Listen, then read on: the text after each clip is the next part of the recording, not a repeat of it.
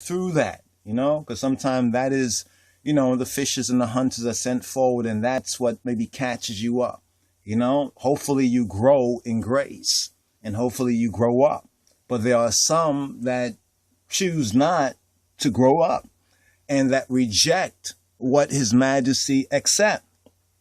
So for those, amongst those ones, that makes them like almost like identity thefts. Like they're stealing the name. And then when folks come across them, they'll say, oh, this is what Rastas are about, or this is what Rastafarians are about.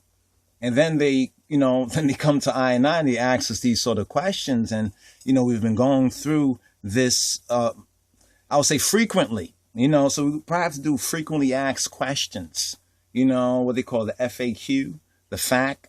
So it's almost synonymous with fact. So these are some of the basic facts that the Rastafari elect, right, especially among the black sheep, speaking about we over here in the diaspora of the Americas and Caribbean who hail Rastafari, we are most certainly Israelites, right? And we are most certainly Ethiopian Hebrews. And some of the reference resources that we've pointed to elsewhere, we'll just point out here again. The Black Jews of Harlem by Howard M. Broats is a very good book to kind of just see the roots of this. This is not some so-called Johnny come lately or we just pop up today, but our roots and our Afro-American roots.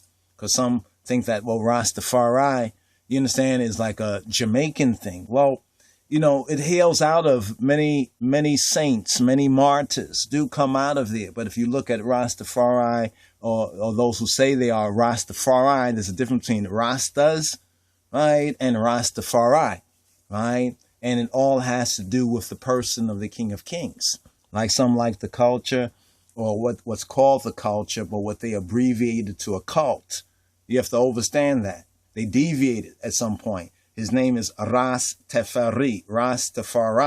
And then somewhere along the line, they chop it short.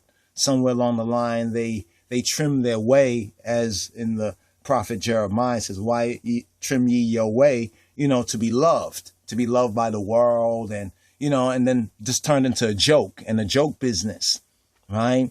Out in the world. This is what a lot of people look at Rastafari like that, basically. So there needs to be a separation right there. But we're most certainly Israelites, especially those of us speaking of the natural, right? Speaking of that natural seed, right? We, the black peoples, right? We, these lost black sheep of the house of Israel.